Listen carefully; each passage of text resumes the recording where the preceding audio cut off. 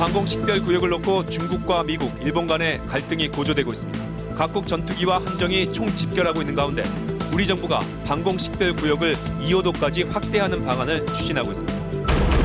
한라산에 이례적인 11월 폭설이 내려 눈세상으로 변했습니다. 전국을 꽁꽁 얼렸던 강추위는 내일 풀리지만 이어서 중국에서 미세먼지가 한반도로 날아오고 있습니다. 민주당이 감사원장 임명한 처리에 반발해 국회 일정을 전면 거부하면서 내년 예산안 심사가 파행됐습니다. 북한의 대남 공작 부서인 이이요국의 공작원과 접촉한 혐의로 예술단체 대표가 구속됐습니다. 국가정보원은 이 대표가 이석기 의원의 아로와 연계돼 있는지도 조사하고 있습니다. 정리해고에 반발해 77일간 파업을 벌인 쌍용차 노조 등에 대해 회사와 경찰에 46억 원을 배상하라는 법원 판결이 나왔습니다. 생산 차질에 따른 책임과 경찰관 위자료를 인정했습니다. 교육부가 논란이 되어온 한국사 교과서에 대해 무더기 수정 명령을 내리고 이행하지 않으면 발행을 취소하기로 했습니다. 해외 여행객들의 면세 한도를 400달러에서 800달러로 2배 늘리는 법 개정이 추진됩니다. 물가는 올랐는데 면세 한도는 25년째 동결돼 있어 많은 여행객이 법을 어기는 현실을 반영했습니다. 연말을 맞아 국내외 단체 여행을 예약했는데 여행사가 갑자기 일정을 취소하고 환불도 해주지 않는 피해가 늘고 있습니다. 전화를 해도 전화를 할 때마다 연락을 주겠다 이런 식으로만 얘기를 하고 모처럼 가족 여행을 하려다 낭패를 보게 된 피해자들을 취재했습니다. 보험사 직원이 서명을 위조해 민감한 개인정보인 의료 기록을 빼내는 일이 끊이지 않고 있습니다. 보험금 계산에 필요하다고는 하지만 과거 병력을 이유로 보험금을 낮추는 데 주로 이용되고 있습니다.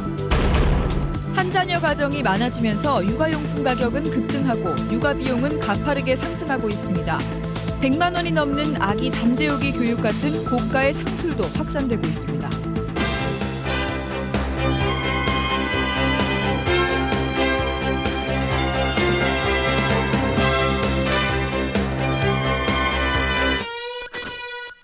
지금 몇 시? 8시 0분입니다. 와우, 친절한데? 친절한 노트3 그리고 기어. 여러분 안녕하십니까? 갈수록 긴장이 고조되고 있습니다. 중국이 이번엔 방공식별구역에 전투기를 띄웠습니다. 남중국해엔 미국, 중국, 일본의 초대형 함정들이 총 집결했습니다. 베이징에서 김대경 특파원이 보도합니다. 중국 공군의 주력기인 수호이 30과 젠 11 전투기가 동중국해로 출격합니다. 조기 경보기 쿵징 2000은 감시 레이더를 가동합니다. 중국이 이제 동중국해 상시 순찰에 착수하며 방공식별 구역을 영공 수준으로 관리하겠다는 의도를 드러낸 겁니다. 任何国家、任何人，只要尊重中国的主权和安全，就没有必要感到紧张。 중국은 랴오닝함이 정박한 하이난성의 제2 항모 기지를 오늘 처음 공개한 가운데 이 일대엔 미 항모 니미치5 등 미중일의 초대형 함정 4척이 총집결해 긴장이 높아지고 있습니다. 미국과 일본은 오키나와 남쪽에서 진행한 대규모 해상 훈련을 이례적으로 공개한 데 이어 내년 초 조기 경보기 상설 부대를 신설하는 등 센카쿠 열도 주변의 감시를 강화하기로 했습니다. To operate seamlessly and contribute to regional security should be generally applauded by all the regional partners. 중국과 한미일 3국이 맞선 가운데 다음 주 초 한중일을 방문하는 조 바이든 미국 부통령의 외교 행보가 이번 사태의 분수령이 될 것이란 전망이 나오고 있습니다. 베이징에서 MBC 뉴스 김대경입니다. 네. 한편 우리 정부는 우리의 방공식별 구역을 확대하는 방안을 본격적으로 검토하고 있습니다. 2호도를 포함할 것 같습니다. 김정호 기자가 보도합니다. 정부가 검토 중인 제주도 남쪽 해역의 방공식별구역 확대 방안은 비행정보구역과 일치시키는 안입니다. 비행정보구역은 국제민간항공기구가 승인한 것으로 민항기 관제와 조난 시 탐색구조 책임지역이며 현재 우리의 방공식별구역보다 범위가 더 넓습니다. 정부가 1960년대부터 미 공군과 협의했었다는 점에서 가장 유력한 방안으로 꼽히고 있다고 정부 관계자는 밝혔습니다. 1959년에 설정된 한국군 작전구역과 방공식별구역을 일치시키는 방안도 고려 중인 것으로 전해졌습니다. 일본 방공 식별구역에 들어가게 된 마라도와 경남 홍도 남쪽 영해를 포함하는 안은 사실상 확정된 것으로 알려졌습니다. 정부는 다음 달 3일 당정 협의 때 확장안을 보고할 예정이며 기습적으로 선포한 중국과 달리 관련국과 협의를 거치는 방안을 적극 검토하고 있습니다. 우리 대한민국의 국익 보호와 또 자주적 방위권 확보에 충분한 그런 범위까지를 검토할 것이고, 정부 관계자는 초점은 이어도 해역 관할권 강화에 맞추어질 것이며 중국과 일본이 우리의 확장안에 반발해 새로운 갈등이 생길 수도 있는 만큼 유리한 점과 불리한 점들을 종합적으로 고려하고 있다고 밝혔습니다. MBC 뉴스 김정호입니다. 다음은 날씨 소식입니다. 11월엔 이례적이라고 하는데요. 제주 한라산에 50cm 가까운 폭설이 내렸습니다. 이소연 기자가 하얗게 눈 덮인 제주 풍경 보여드리겠습니다. 폭설로 한라산이 새하얀 옷으로 갈아입었습니다. 앙상한 가지에도 눈꽃이 활짝 피었습니다. 매서운 바람을 뚫고 한라산을 찾은 등반객들은 순백의 신비에 푹 빠져듭니다. 마음이 툭 튀고 그냥 어떻게 보면은 자연에 그냥 흠뻑 쌓인 것 같아요, 기분이. 한라산 윗세오름의 적설량은 47cm. 11월 한라산에 이처럼 많은 눈이 내리기는 매우 드문 일입니다. 이에 따라 일부 등산로가 통제되면서 관광객들이 아쉬운 발걸음을 돌렸습니다. 작년 겨울에 와가지고 한라산 참 눈 구경해가지고 너무 잘했는데. 이틀 동안 30cm 가까운 폭설이 내리면서 중산간에 위치한 골프장 10여 곳도 눈에 아예 파묻혔습니다. 11월 말에 눈이 와서 저희가 휴장을 한 경우에는 과거 몇 년 사이에는 아마 처음 있는 일인 것 같습니다. 일찍 찾아온 폭설과 추위에 푸른 섬 제주가 하얗게 얼어붙었습니다. MBC 뉴스 이소연입니다. 네, 이렇게 눈이 잔뜩 쌓이면 떠오르는 게 스키장이죠. 벌써 야간 개장한 곳도 많은데요. 바로 지금 이 시각 스키장 현장 연결해 보겠습니다. 네, 김진희 기자. 네, 금요일 밤이라서 사람들이 꽤 많이 몰렸을 것 같은데 어떻습니까? 네, 이곳은 경기도 이천의 스키장입니다. 하얀 눈 위를 미끄러지듯 누비는 사람들로 북적이고 있습니다. 오늘이 개장 첫날인데요. 올겨울 들어 처음으로 설원을 찾아선지 사람들 표정도 한층 밝아 보입니다. 저녁 7시를 넘으면서부터는 일찍 퇴근한 직장인들까지 모여들어 주말 기분을 한껏 내고 있습니다. 오늘 하루 이곳을 찾은 사람은 8시 기준으로 모두 7,000명입니다. 잠시 후 9시에 영업을 마치기 때문에 한 번이라도 더 타려는 사람들로 리프트 앞에는 긴 줄이 이어지고 있습니다. 이 스키장은 그제 저녁부터 90석대의 제설기를 90여 시간 가동해 이처럼 하얀 눈밭을 만들었습니다. 지난해보다 하루 일찍 문을 열었는데 이번 주말 이틀간 15,000명이 이곳을 찾을 전망입니다. 경기도 내 스키장 5곳 가운데 3곳이 오늘 일제히 개장했고 나머지 2곳도 내일 열 것으로 보입니다. 경기도 이천에서 MBC 뉴스 김진희입니다. 한편 오늘 중부지방은 영하 10도 안팎까지 떨어졌습니다. 내일은 풀린다고 하는데요. 하지만 이번에 또 중국발 미세먼지가 넘어옵니다. 김승환 기자입니다. 강추위가 몰아친 북한산. 바위를 타고 흘러내리던 물줄기가 연이틀 강추위에 그대로 얼어붙었습니다. 팔뚝만한 굵기에 어린아이 키만한 고드름이 주렁주렁 매달렸습니다. 북한산 기온은 이틀째 영하 10도를 밑돌았습니다. 이게 낙엽이 있는데요. 낙엽 밑에 살짝 얼은 거를 잘못 밟아가지고 넘어질 뻔. 서울 시내 건물 처마들에서도 날카로운 고드름이 햇살을 받아 번뜩입니다. 우주에서 본 한반도. 수도권과 영남지방만 빼고 백두대간을 중심으로 한반도 전체가 은백의 설국으로 변했습니다. 주말인 내일은 서울의 최저기온이 영하 1도, 낮 최고기온은 10도까지 올라가 추위가 풀립니다. 서풍을 타고 상대적으로 따뜻한 공기가 유입되면서 기온이 올라 평년 기온을 회복하겠고 주말 내내 전국이 대체로 맑겠으나 문제는 이 서풍을 타고 날아오는 불청객입니다. 환경부는 중국 공업지역을 출발한 미세먼지가 서해를 건너 내일 오전부터 중부지방에 영향을 줄 것으로 내다봤습니다. 그러나 이번에는 미세먼지의 양이 하루 평균 80 마이크로그램 이하에 머물러 야외 활동에 큰 지장은 없을 것으로 보인다고 말했습니다. MBC 뉴스 김승환입니다.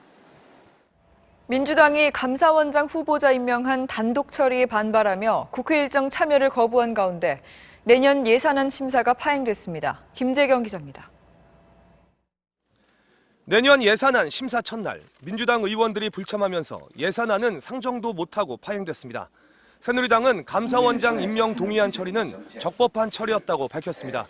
그러면서 예산안을 처리 못해 준예산이 편성되면 사회 취약계층에 심각한 타격을 받게 된다며 민주당의 복귀를 촉구했습니다. 경제를 살리는 입법 타이밍을 맞추기 위해서는 지금부터라도 낮밤 없이 쉴 새 없이 달려도 시간이 모자랄 판입니다.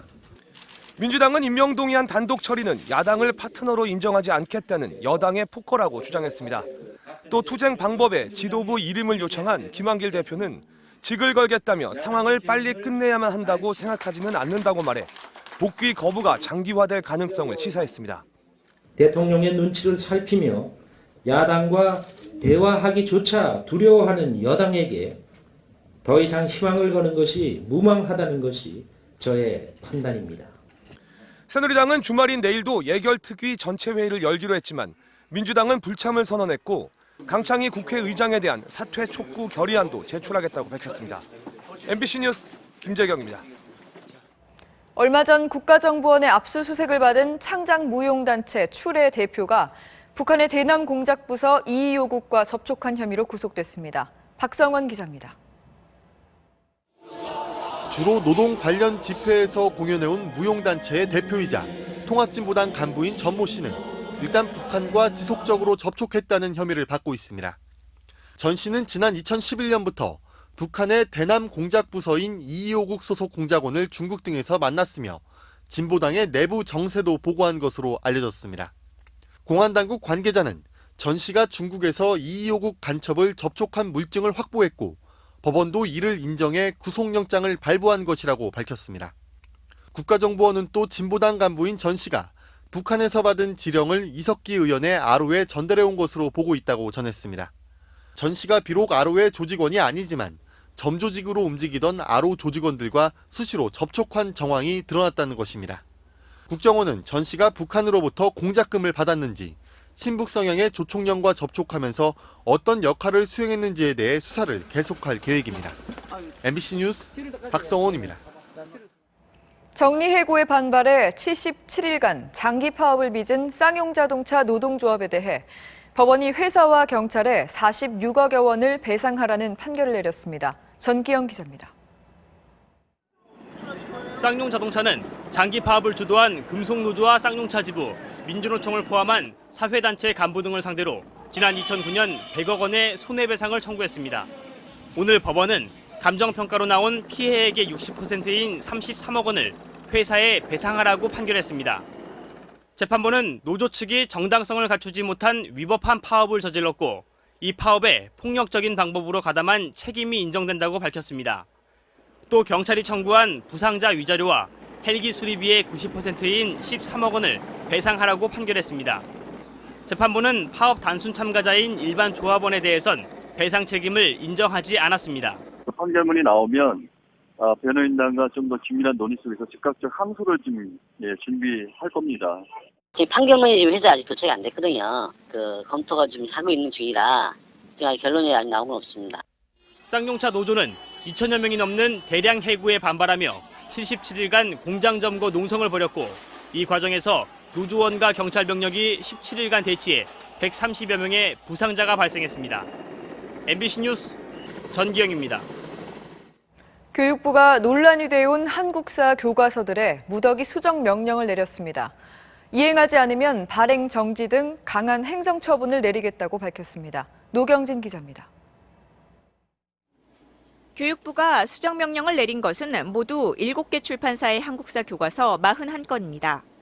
교학사와 금성이 8건씩, 전제교육 7건, 두산동화 미래에는 각 5건, 또 비상교육과 지학사도 각각 4건입니다. 교학사는 애국지사들의 민족운동을 축소하는 듯한 서술을 삭제하라는 등 일제강점기 부분이 주로 지적됐습니다. 금성과 천재교육은 분단의 책임이 남한에 있는 것처럼 오인될 수 있는 내용을 수정하라고 했으며 두산동화는 천안함 피격과 연평도 도발의 주체를 명시하라고 지적했습니다. 또 미래엔에는 궁지에 몰린 전두환 정부 등 부정적 느낌의 소주제명을 고치라고 명령했습니다. 교육부는 수정명령을 이행하지 않으면 발행 정지 처분을 내리겠다고 밝혔습니다. 교학사를 제외한 교과서 집필진들은 즉각 반발했습니다. 거민정 제도의 정신을 훼손한 대단히 잘못된 조치라고 생각합니다. 법적 조치까지 함께 긴급 회의를 통해서 저희들의 입장을 정리해 볼 생각입니다. 교과서 집필진들이 이처럼 수정명령의 공정성에 대해 심각하게 문제를 제기하고 있지만 교육부는 끝내 수정시민위원회의 명단을 공개하지 않았습니다. MBC 뉴스 노경진입니다. 네, 이 지도 한번 보시죠. 국가 간의 관세를 없애서 무역을 활성화하자는 게 FTA죠. 최근 태평양 연안 국가들인 미국과 칠레, 호주, 일본 등 이 12개 나라가 이 FTA를 추진하고 있습니다. 이른바 TPP, 환태평양 경제 동반자 협정인데요. 지금까지 신중한 모습을 보였던 우리 정부가 이 TPP에 참여하는 쪽으로 방향을 잡았습니다. 유충환 기자입니다. 정부는 오늘 TPP, 환태평양 경제 동반자 협정에 참여하고 있는 기존 국가들과 예비 협의를 벌이겠다고 밝혔습니다. TPP에 우리가 참여하는 경우 우리가 가지게 되는 기회 요인과 위험 요인에 대해서 범부처 차원의 검토를 진행해 왔습니다. 정부가 밝힌 관심 표명은 앞으로 우리나라가 협정에 참여할 의향을 밝힌 것으로 참여 가능성을 타진하는 단계입니다. TPP는 참여 인구 7억 8천만 명, 전 세계 GDP 국내 총생산 합계의 40%, 무역 규모 10조 2천억 달러로 세계에서 가장 큰 자유무역 협정입니다. 정부는 TPP에 참여하게 되면 10년간 GDP가 2.5% 추가 성장할 것으로 보고 있습니다. 관세 철폐로 자동차와 섬유 분야에서 수출이 증가할 것으로 보이지만 호주와 베트남의 저렴한 농수산물 유입에 따라 농수산 분야는 타격을 받을 수 있습니다. 일본과 사실상 FTA 자유무역 협정을 체결하는 것과 같은 효과를 가져와 국내 제조업 분야에도 파장이 예상됩니다. 대일 무역 역조 현상이 좀 더 심화될 수 있는 그런 우려가 있고요. 정부가 일단 TPP 참여 1단계 절차에 들어간 만큼 현재 진행 중인 한중과 한호주 FTA 협상에도 가속도가 붙을 전망입니다. MBC 뉴스 유충환입니다. 해외여행 갔다 오면서 꼭 명품이 아니더라도 옷가지 몇 개, 기념품 몇 개만 사다 보면은 면세한도 400달러를 넘는 경우가 많습니다. 입국할 때마다 조마조마했죠. 지난 1988년 설정된 이 면세한도는 그동안 국민소득이 5배나 늘었는데도 그대로입니다. 그래서 이 면세한도를 2배 올리는 쪽으로 법 개정이 이뤄질 전망입니다. 천현우 기자가 보도합니다. 해외여행을 앞두고 면세점을 찾은 여행객들의 마음은 불안합니다. 솔직히 조금 너무 작은 것 같아요. 들어올 때가 조금 불안하죠. 걸릴까 봐. 사실은 거기까지 맞추는 것도 좀 머리 쓰고 해야 되니까. 현재 우리나라의 면세 한도는 2,000달러인 일본의 5분의 1 수준, 중국에 비해서도 절반 정도밖에 안 됩니다. 법이 현실을 따르지 못하면서 범법자가 늘어나는 현상이 벌어졌습니다. 관세청이 지난해 여행객 휴대품을 조사한 결과 66만 건 중 29만 건이 면세 범위를 넘어 여행객 10명 가운데 4명이 관세법을 위반한 것으로 나타났습니다. 이에 따라 면세 한도를 지금의 2배인 800달러까지 확대하는 법안이 발의됐습니다. 높아진 국민소득하고 경제력을 고려해서요. 면세 한도를 현실화함으로써 여행 편의도 증진하고 세관 행정 비용도 줄이자 하는 취지입니다. 하지만 소수 해외여행객들을 위해 면세 혜택을 확대하는 것은 적절치 않다는 반론도 있어 국회 법안 처리 과정에서 논란이 예상됩니다. MBC 뉴스 천현우입니다.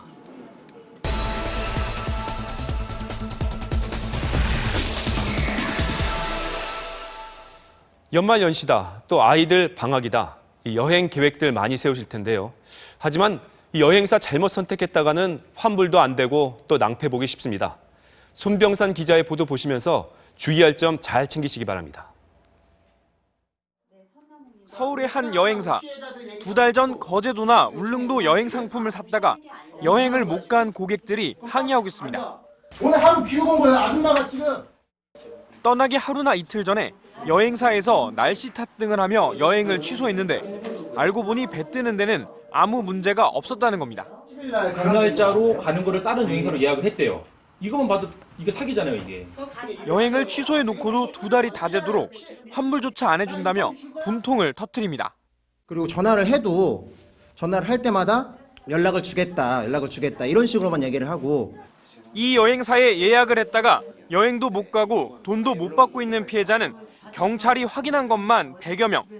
여행사 대표는 경영이 어려워 늦어지고 있을 뿐 차례대로 환불해 주겠다고 말합니다. 좀 자금 압박을 받으니까 환불이 순서대로 쭉 나가고 있고요. 지난해부터 이달까지 소비자원에 접수된 여행 피해 구제 건수는 1,100여 건. 여행사가 해외 리조트 예약을 안 해 신혼부부 수십 쌍이 신혼여행을 못 갔는가 하면 항공권을 할인해 준다며 돈만 챙긴 여행사 대표가 구속되기도 했습니다. 피해를 보지 않으려면 여행사가 행정처분을 받거나 소비자 불만 신고를 당했는지를 구청과 여행업협회를 통해 미리 확인하는 게 최선입니다. MBC 뉴스 손명산입니다.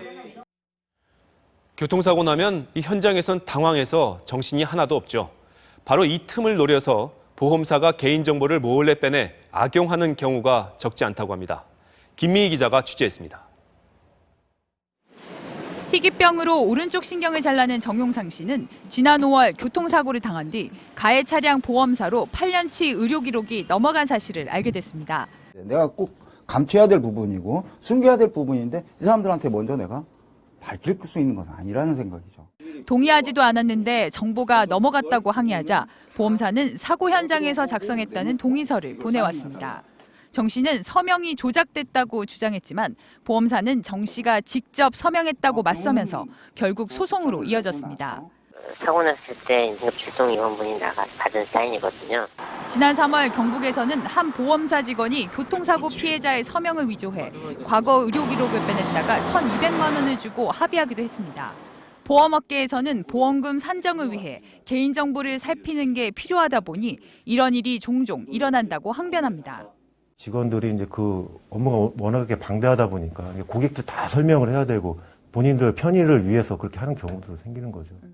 개인정보 동의서는 동의 여부만 물어볼 뿐 어떤 기록을 어디까지 살필지 지정하지 않고 포괄적인 경우가 많습니다.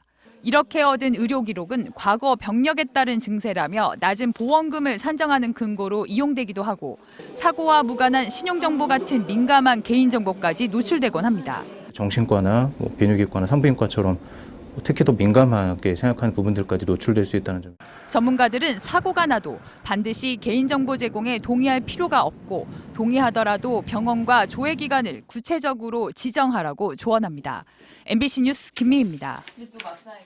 최근 인기가 높은 일부 자기개발서들에 대해 출판인 단체가 사재기로 판정하고 베스트셀러 목록에서도 제외를 요구하기로 했습니다. 해당 출판사는 강력 반발하고 있습니다. 임현주 기자입니다. 직장인들 사이에서 화제가 되고 있는 책입니다. 9월 출간돼 지금까지 7만 부 이상 팔려서 이번 주 자기개발서 분야 베스트셀러 1위에 올랐습니다. 그러나 출판유통심의위원회는 이 책을 베스트셀러 순위에서 내려줄 것을 서점 측에 요구하기로 했습니다. 사재기를 내서 판매 부수를 늘린 의혹이 있다는 겁니다. 저희들이 조사해 본 결과 중복된 구매 그리고 수령처도 중복돼 있었기 때문에 출판유통심의위원회는 같은 출판사가 낸 또 다른 책 감정을 흔들어라도 사재기로 판매 부수를 조작했다는 판단을 내렸습니다. 출판유통심의위원회는 사재기 등을 감시하기 위해 지난 6월 출판사와 시민사회, 서점 측 대표들이 합의해 구성한 단체입니다. 이에 대해 출판사인 한경BP는 사재기 의혹은 사실무근이라면서 법적인 대응을 검토하고 있다고 밝혔습니다. 6달 전 황석영 씨 소설 여울문소리의 사재기 파문이 불거진 후 출판계는 사재기에 대한 제재를 크게 강화했습니다. MBC 뉴스 임현주입니다.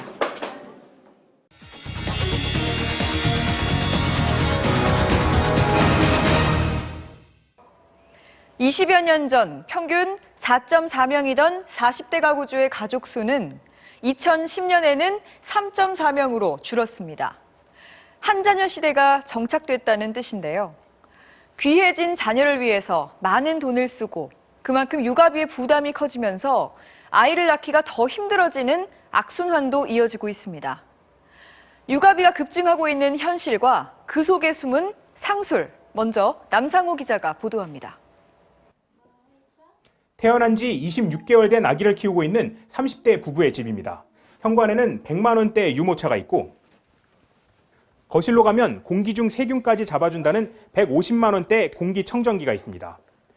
놀이와 학습이 동시에 된다는 입소문에 이른바 국민 장난감으로 떠오른 이 제품은 17만 원입니다. 다용도실로 가면 눈에 띄는 이 작은 세탁기는 어른 옷과 아이 옷을 동시에 빨기 꺼림칙해 하는 부모들에게 인기를 얻은 40만 원대 아기 전용 세탁기입니다.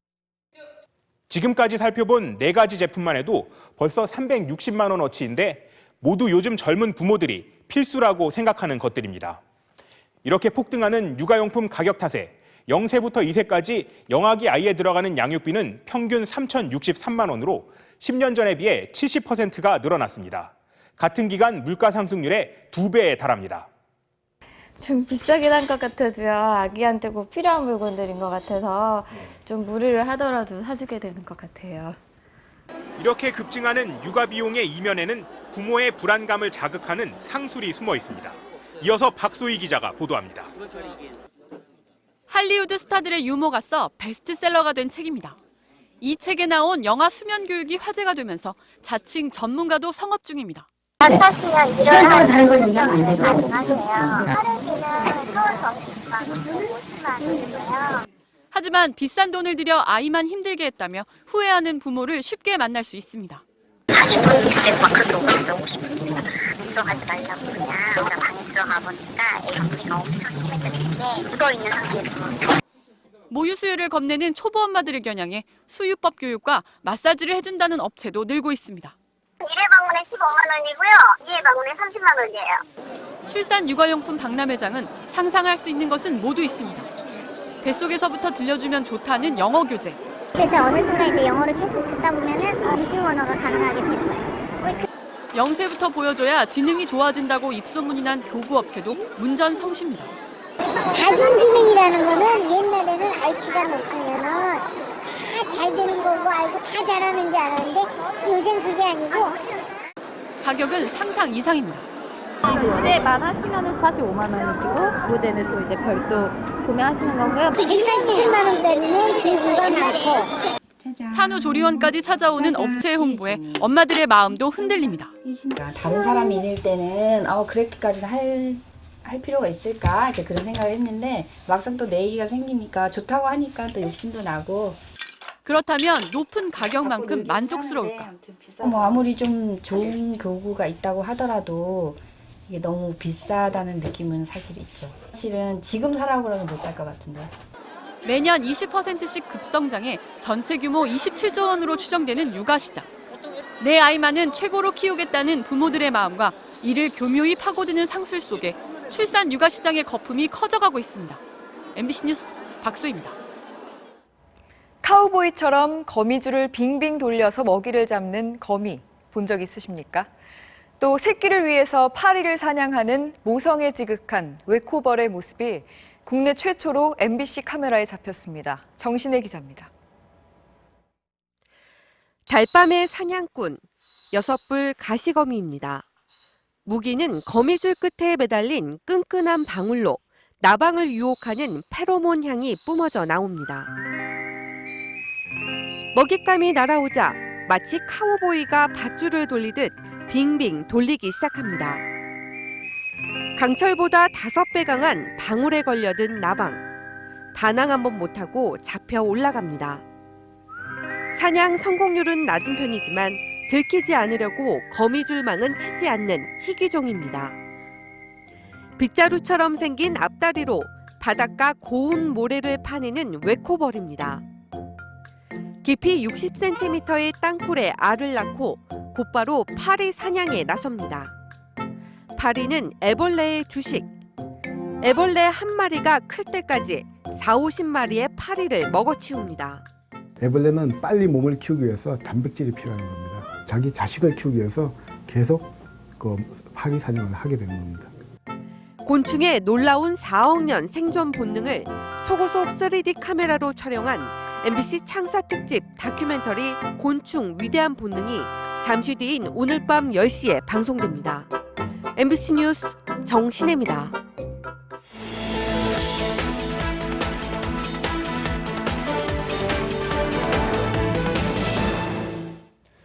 네, 지금 밖은 쌀쌀합니다. 군밤이나 군고구마 생각나지 않으실까 싶은데요. 이 대표 겨울 간식들이 요즘은 좀 더 세련되게 변신하고 있다는데요. 오상현 기자의 보도 보시면 입맛이 다셔질 듯합니다. 차가운 공기에 잠긴 새벽 6시의 강남거리. 고구마 익는 고소한 냄새에 끌린 발길들이 이어지기 시작합니다. 그 아침길에 여자들이 좀 더 잘 먹지. 다이어트도 되고 빵보다는 훨씬 소화도 잘 되고 앉아서 일을 하니까. 하지만 달라진 입맛과 불황 탓에 고구마나 군밤 같은 겨울 간식도 점차 사라지고 있습니다. 이 거리를 가득 채우고 있던 노점들은 듬성듬성 자리를 메우고 있고 계란값이 폭등하면서 계란빵 파는 곳은 2곳 정도만 남았습니다. 10만 원을 팔면은 한 7만 원, 8만 원 남았는데 지금은 계란값이 올라서 많이 팔으면은 5만 원, 6만 원밖에 못 가져가요. 남은 생존 전략은 차별화. 계란빵은 가격을 올리는 대신 호두과자 반죽에 치즈 토핑을 얹어 젊은 층의 입맛을 잡았고 고구마는 들고 다니기 편한 상자 포장과 1,000원 정도면 한 끼 식사를 대신할 수 있는 큼직한 크기에 낮게 판매도 합니다. 걷다가 따뜻한 곳 들어와서 먹으니까 너무 좋고 되게 촉촉하고. 고급스럽고 다양해진 현대식 먹거리에 밀려 오히려 백화점 이벤트로 더 익숙해진 추억의 간식들. 이젠 달라진 모습으로 겨울 거리를 지키고 있습니다. MBC 뉴스 오상현입니다. 우리나라에서 인공관절 수술 받는 사람이 한 해 7만 명을 넘어섰습니다. 그런데 이 수술로 인해서 심장병 위험이 낮아질 수도 높아질 수도 있다는데요. 나윤숙 의학 전문 기자의 보도 잘 들어보시죠. 78살 김점래 할머니. 최근 퇴행성 관절염 때문에 인공관절 수술을 받을지 고민입니다. 빨리 회복이 안 될 것 같아서 하고 나서 굉장히 고통스럽대요. 그래서 그것 때문에 굉장히 할까 말까. 인공관절 수술은 장기적으로 심장병 위험을 낮춰줍니다. 캐나다 연구진이 수술받은 환자 2,200명을 7년 이상 관찰한 결과 심장병에 걸릴 위험이 44% 낮았습니다. 관절을 치료하고 신체 활동이 늘어나면서 비만과 고혈압, 당뇨 위험도 함께 떨어지기 때문입니다. 계단도 그냥 막 2발로 뛰지도 않고 1발로 넝금넝금 뛰고 이 댕기는 데도 지장이 없고. 하지만 최근 수술 한 달 이내에는 합병증 때문에 심장병 위험이 오히려 증가했다는 연구도 나왔습니다. 인공관절 수술이 보편화돼 예전 같으면 수술을 기피했던 노약자도 수술을 받고 있기 때문입니다. 너무 아프기 때문에 수술을 꼭 받아야 되겠다는 본인의 의지와 수술 이후에 잘 회복이 될 수 있는 상태를 따져가지고 판단을 하셔야 되겠습니다. 우리나라 인공관절 수술 환자는 지난 10년간 5배 증가했지만 감염 등을 이유로 재수술을 받는 사람도 4배 가까이 늘었습니다. MBC 뉴스 나윤숙입니다. 우리나라의 과학기술 발전을 이끈 대덕연구개발특구가 올해로 설립 40주년을 맞았습니다. 박근혜 대통령도 이 기념 행사에 참석했는데요. 어떤 비전이 제시되는지 윤지훈 기자가 보도합니다. 무선으로 전력을 송신받아 불을 밝히는 차세대 감성 올레드 조명기기. 박 대통령은 차세대 감성 올레드 조명기기의 상용화 가능성을 보고받았습니다. 잘하면 아주 굉장히 큰 시장이 생기게 됩니다. 예. 움직이는 로봇과 클라우드 가상 데스크탑 등 우리 기술로 만든 첨단 제품들도 소개됐습니다. 창조 경제의 핵심은 과학기술이라고 밝힌 박 대통령은 대덕특구가 정부 출연 기관의 미활용 특허를 일반에 공개하고 응용기술을 제공하는 거점이 되달라고 당부했습니다. 중소, 중견 기업이 필요로 하는 기술을 중점 지원해서 대덕특구를 중소, 중견 기업의 R&D 전진 기지로 만들어야 한다고 생각합니다. 이어 과학기술 인재를 키우는 카이스트에선 IT 기술이 융합된 교육 기자재 제품을 시연하면서 젊은 과학자들을 격려했습니다. 박 대통령은 과학기술인들이 연구에 전념할 수 있도록 연금을 확대하고 유공자 예우 법률을 제정하는 등 처우와 복지도 개선하겠다고 약속했습니다. MBC 뉴스 윤지윤입니다.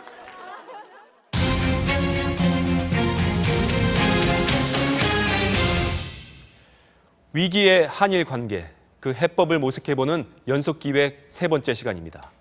이 한일 간의 껄끄러운 관계가 여간 부담스럽지 않은 나라가 바로 미국입니다. 미국의 입장은 어떤지 워싱턴에서 문호철 특파원이 분석해드립니다. 중국 견제에 초점을 맞추고 있는 오바마 행정부의 아시아로의 중심축 정책에서 일본의 비중은 과거 어느 때보다 높아 단순한 우방 관계를 넘어서 있습니다. 케네디 전 대통령의 딸 캐롤라인 케네디의 주일 대사 임명. My husband and I and our children are so excited to be going to Japan on Thursday. 일본통 데니얼 러셀의 미 국무부 동아태 차관보 지명 등 미 백악관과 국무부의 아시아 정책은 친일본 인사들이 사실상 맡고 있습니다. 여기에 향후 10년 동안 국방 예산 9,500억 달러를 삭감해야 하는 미국 정부로서는 지역 안보의 부담을 함께 지겠다는 일본이 든든할 수밖에 없습니다.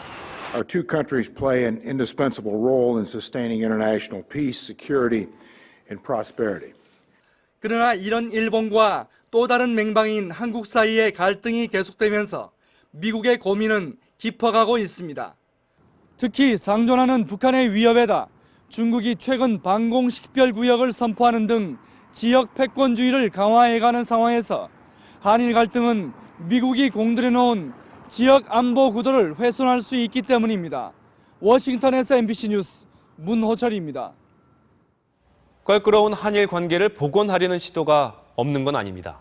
아베 일본 총리는 한일 관계는 하루아침에 만들어진 게 아니다 이렇게 말하면서 협력의 손짓을 보냈습니다.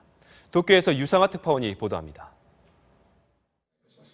한국과 일본의 여야 국회의원들이 한자리에 모여 악수를 나눴습니다. 아베 총리는 보름 전 한일협력위원회에 이어 이번에도 한일 교류 행사에 직접 참석했습니다. 축사에선 한일 양국은 말할 필요도 없이 가장 중요한 이웃이며 특히 동아시아 정세를 생각하면 협력은 반드시 필요하다고 강조했습니다. 一朝一夕で実現したものではなく、長年にわたる関係者の努力により築かれてきたものであることを忘れてはならないと思います。 우리 측 대표단은 비공개 면담을 통해 박근혜 대통령의 메시지를 전달했습니다. 동북아 평화 구상을 우리 대통령이 지금 하고 계시는데 거기에는 일본하고 한국이 주가 돼가지고 같이 협력해서 해야 될 거 아니냐. 아베 총리는 대화의 문은 항상 열려 있다고 했지만 아직 열리지 못하고 있는 정상회담에 대한 구체적인 대화는 없었던 것으로 알려졌습니다. 아직은 갈 길이 멉니다. 다만 전에 없는 갈등을 겪고 있는 한일 관계를 되돌릴 실마리를 찾자는 생각은 분명해 보였습니다. 도쿄에서 MBC 뉴스 유상하입니다. 지난해 우리나라에서 산업재해로 숨진 근로자는 하루 평균 5명, 산재 사망률은 OECD 1위입니다. 어떤 사업장이 산재가 많은지 그 명단이 공개됐는데 조국현 기자가 알려드리겠습니다. 서울 영등포의 한 고가도로. 자동차들이 지나가는 곁에서 환경미화원이 위태롭게 낙엽을 치우고 있습니다. 원래 일이 업무 특성이 그래서 내가 많이 갔어요. 자꾸는 교통사고하는데. 영등포구청은 지난해 환경미화원 188명 중 9명이 업무를 하다 다치는 등 공공기관 중 산재율이 가장 높았습니다. 서울 관악구청, 강릉시청 등 공공기관 18곳도 산업재해가 많은 사업장에 포함됐습니다. 자동차 부품업체 유성기업 영동공장은 4명 중 1명꼴로 재해가 발생해 산재율이 가장 높았고 삼성전자 수원연구소 건설 현장과 기아자동차 광주공장은 100명 중 7명 비율로 산재가 발생했습니다. 주로 기계에 끼이거나 떨어진 물건에 깔리는 등의 부상이 많았습니다. 안전 난간을 해야 된다든지 보호 장구를 지급을 해야 된다든지 기본적인 법이 있거든요. 그런 것들이 다 계속 무시가 되죠. 또 기아자동차 광주공장은 지난 3년 동안 90차례, 유성기업 영동공장은 38차례나 산재를 은폐하려다 당국에 적발됐습니다. MBC 뉴스 조국현입니다. 한 통계에 따르면 우리나라 스마트폰 사용자는 하루 평균 4시간 가까이 스마트폰을 사용하고요. 이 중 1시간 이상은 메신저나 트위터 같은 SNS를 하는데 사용하는 것으로 나타났습니다. 스마트폰이 인간관계와 소통 방식까지 바꿔놓는 셈인데요. 스마트폰 쓴 지 굉장히 오래된 것 같지만 이제 4년이 막 지났을 뿐입니다. 박영회 기자가 지난 4년의 변화를 숫자로 정리했습니다. 체육관을 가득 메운 인파, 길게 늘어선 줄, 스마트폰 시대의 막을 연 4년 전 풍경입니다.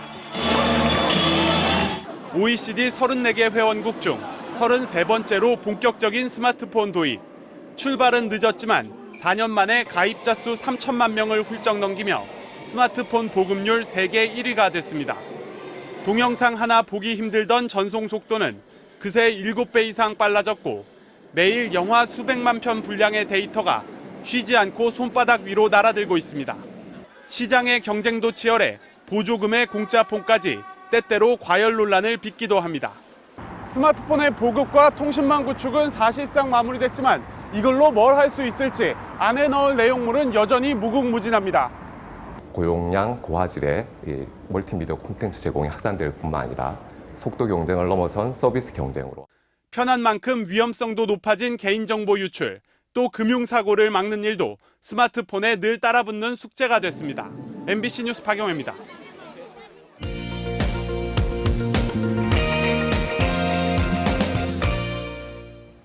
OECD 국가 가운데 우리나라 여성 고용률은 여전히 하위권입니다. 특히 아이를 낳은 뒤에는 직장 생활이 더 힘든 환경 탓에 대졸 여성의 고용률은 최하위로 나타났습니다. 장미일 기자입니다. 능숙한 솜씨로 커피 위에 하트를 그려내는 정은숙 씨. 10년 바리스타 경력을 살려 하루 4시간 시간 재지만 정규직 부점장으로 재취업했습니다. 아이를 보는데도 놀고 있다는 느낌, 혼자 도태된 느낌 때문에 조금 그게 힘들더라고요. 그게 우울증으로 왔지. 꼭 일을 해야 되겠다는 것보다는 직업이 갖고 싶었어요. 5년 뒤 아이가 초등학교에 들어가면 다시 종일 근무로 전환해 승진도 노려볼 계획입니다. 그러나 여성의 이런 재취업은 국내에서는 아직 매우 드문 경우입니다. 우리나라의 여성 고용률은 출산과 함께 30대에 대폭 낮아지는 M자형 구조를 보입니다. 대졸 여성만 놓고 보면 아예 L자형인데요.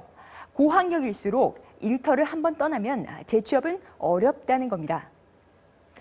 그 결과 대졸 여성의 고용률은 OECD 34개 국가 중에서도 최하위입니다. 이런 상황을 벗어날 대안으로 거론되는 것이 육아 상황에 따라 시간제와 종일 근무제를 전환할 수 있는 제도입니다. 그런 시스템이 만들어진다면 어떤 직무든 이 시간 선택제 근로자들이 풀타임 근로자들과 함께 일할 수 있는 방식과 문화가 형성되지 않겠느냐. 정부는 근무 유형 전환을 포함한 관련 법안을 발의할 예정입니다.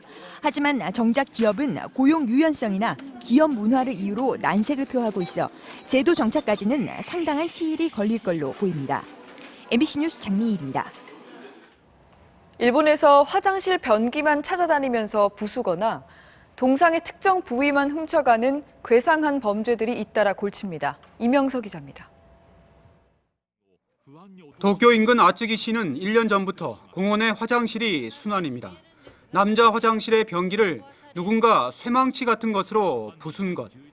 10개 넘는 공원에서 30여 개의 변기가 못쓰게 됐습니다. 평화롭고 조용한 동네 공원인데요. 난데없는 변기 파괴 사건 때문에 이렇게 중대 범죄 현장 같은 분위기를 자아내고 있습니다. 단서라곤 여자 화장실과 세면대 등은 건드리지 않고 남자 변기만 노렸다는 것. 不便をかけておりますので本当にやめていただきたいと。 탐정 만화 주인공 동상에서 캐릭터의 상징인 돋보기만 누군가 쏙 빼갔고 한 가닥의 머리카락으로 유명한 만화 주인공 동상에선 그 머리카락만 3차례나 뽑아갔습니다. 집중하고 탐구하는 게 장점인 일본인들. 엉뚱한 몰입 때문 아닌가 추측 속에 변기를 보호하고 동상을 지키느라 지금 비상입니다. 일본 아츠기에서 MBC 뉴스 이명서입니다. 겨울이면 찾아오는 철새들의 모습을 감상하는 탐조 여행이 인기라는데요. 날씨도 좀 풀리는 이번 주말 가볼 만한 곳, 박철현 기자가 소개합니다. 햇빛이 부서지는 물결 위로 청둥오리 무리가 한가롭게 논일고 천연기념물인 노랑부리 저어새는 익살스러운 몸짓으로 먹이질을 합니다. 매년 10만이 넘는 철새가 쉬어가는 순천만의 생태습지. 이곳을 찾은 관광객들에게 철새 관람선은 최고의 인기를 누리고 있습니다. 흔들리는 갈대도 보고 직접 배 때문에 새들도 나는 전경이 너무 예쁘고 아름다워. 뱃소리에 놀라 비상하는 새들의 춤사위는 갈대밭과 어울려 그야말로 한 폭의 그림. 너무 자유롭고 홀로 나는 것 같고, 네, 이 공기와 더불어 너무 상쾌하고. 천체망원경을 통해 만나는 멸종위기종 흑두루미떼의 장관도 이 계절이 주는 선물입니다. 이 흑두루미가 상징하는 게 행운, 장수, 관운이거든요. 그래서 행운 얻고자 순천만 방문 많이들 하십니다. 드넓은 강 사이로 겨울 철새가 하나둘 둥지를 튼 금강하구. 이곳에도 관광객들의 발길은 끊이지 않습니다. 예전에는 그 일부 새를 탐조하는 전문가들이 새를 보러 왔는데 지금은 많이 대중화가 돼서 겨울 철새를 볼 수 있는 철새 도래지는 약 200곳. 본격적인 추위가 시작되는 다음 달쯤이면 가창오리 때의 화려한 군무도 곳곳에서 볼 수 있을 전망입니다. MBC 뉴스 박철현입니다. 오류 논란이 제기된 수능 3개 질의 문제에 대해 대입 수험생 38명이 정답 결정을 취소해달라는 집단 소송을 제기했습니다. 이들은 또 3개 질의 성적과 등급 결정의 효력을 정지해달라는 집행 정지 신청도 냈습니다.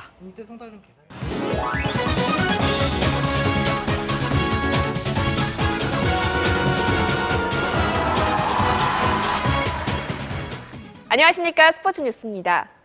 소치 동계올림픽이 이제 70일 앞으로 다가왔는데요. 김연아, 이상화, 심석희 선수 등 종목별 여자 선수들의 금메달이 가장 유력합니다. 서혜연 기자가 전합니다. 부상에서 회복한 피겨 여왕은 소치올림픽 예상 금메달 1순위입니다. 미국의 전문지 스포츠 일러스트레이티드는 김연아가 컨디션만 좋다면 다시 한번 금메달 후보가 될 것으로 내다봤습니다. IOC도 공식 유튜브 채널을 통해 김연아의 밴쿠버 기록을 재조명하는 등 전 세계가 피겨 여왕의 2연패 달성 여부를 주목하고 있습니다. 소치 올림픽 전에 경기는 B급 대회는 출전하겠지만 올림픽 때는 꼭 완벽하게 소화할 수 있도록 하는 게 제 목표고. 빙속여제 이상화는 최고의 상승세입니다. 이번 시즌 월드컵 1, 2차 대회 4번의 레이스에서 모두 1위를 차지했고 3차례나 세계 기록을 경신했습니다. 오늘 밤 월드컵 3차 대회에 출전하는 이상화는 이변이 없다면 금메달이 확실시됩니다. 지금 페이스를 유지하고요. 그러니까 몸 관리를 제대로 해야 컨디션을 조절만 잘하면 잘 될 것 같아요. 이번 시즌 4차례 월드컵에서 금메달 9개를 따낸 쇼트트랙의 심석희까지 세 여자 선수가 가져다준 금빛 설렘으로 70일을 남겨둔 소치 올림픽이 더욱 기다려집니다. MBC 뉴스 서혜연입니다. 공포의 웨인 구단을 꿈꾸는 아이스하키 팀이 있습니다. 독립구단 웨이브즈, 김한석 기자가 소개합니다.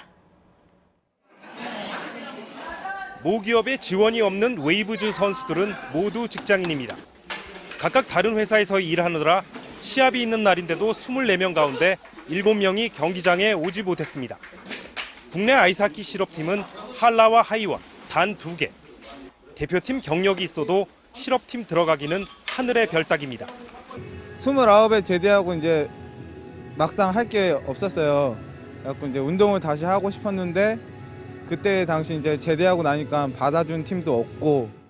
여행사에서 일하는 함정우 씨에게도 1년 전 창단된 이 팀은 마지막 희망입니다.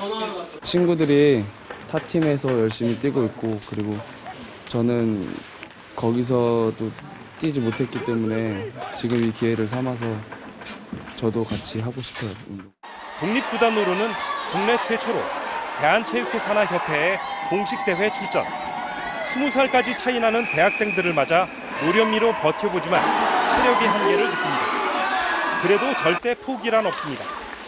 운영비 조달과 선수 수급에 어려움이 있지만 척박한 한국 아이스하키에 한 줄기 빛을 자처하며 그들은 오늘도 몸을 던지고 있습니다. MBC 뉴스 김한석입니다. 부상으로 한동안 벤치를 지켰던 인삼공사의 오석윤 선수가 오랜만에 코트로 돌아왔습니다. 오늘의 영상입니다.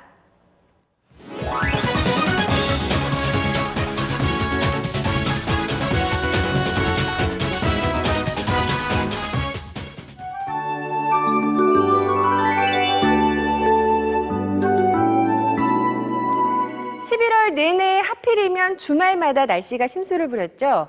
보시는 것처럼 거의 매주 비가 온 데다가 때일은 추위가 기승을 부렸고요. 반갑지 않은 스모그 현상까지 찾아와 마음 놓고 나들이 가기가 쉽지 않으셨을 텐데요. 하지만 11월 마지막 주말인 내일만큼은 큰 불편이 없겠습니다. 비교적 따뜻한 서풍이 불어와 추위가 완전히 풀려서요. 서울이 닷새 만에 10도 선을 회복하겠고 부산도 13도까지 오르겠습니다.